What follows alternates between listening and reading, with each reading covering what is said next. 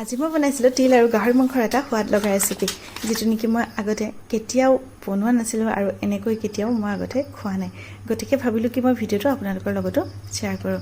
তাৰ কাৰণে মাংসবোৰ অকণমান সময় বইল কৰি মই ভালদৰে মাংসখিনি ধুই ল'লোঁ আৰু এতিয়া মই শুকান কেৰাহীখনত মাংসবোৰ দি অকণমান সময় ভাজি লৈছোঁ আৰু লগতে অলপমান নিমখ দি দিছোঁ।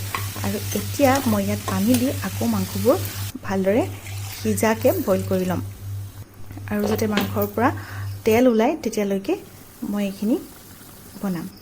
এতিয়া মাংসৰ পৰা তেল ওলোৱা আৰম্ভ হৈ গ'ল আৰু এতিয়া মই ইয়াতে অলপমান ভজা পিঁয়াজ দি দিছোঁ। আৰু এই ভজা পিঁয়াজবোৰ দিলে ৰংটোও ভাল হয় আৰু খাবলৈও ভাল লাগে। আৰু লগতে অকণমান মই হালধি দি আকৌ অকণমান সময় ফ্ৰাই কৰি লৈছোঁ। লগতে মই ইয়াত অকণমান আকৌ পানী দিম যাতে পিঁয়াজবোৰ ভালদৰে ইয়াৰ লগত মিক্স হৈ যায়।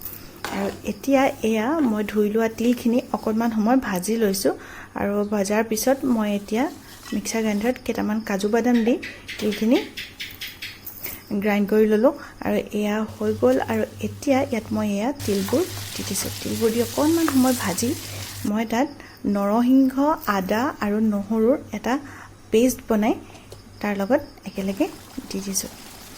এতিয়া প্ৰায় 10-15 মিনিটমান সময় কম ফ্লেমত ৰান্ধিলোঁ আৰু এতিয়া এয়া মোৰ মাংস হৈ গ'ল ৰেডি। আপোনালোকৰ বাৰু মোৰ ৰেচিপিটো কেনেকুৱা লাগিলে মোক কমেণ্ট কৰি জনাবলৈ নাপাহৰিব। আৰু যদিহে ভাল লাগিলে তেতিয়াহ'লে লাইক কৰিব আৰু লগতে শ্বেয়াৰ কৰিবলৈ নাপাহৰিব। কিন্তু আজিলৈ আহিলোঁ, বাই।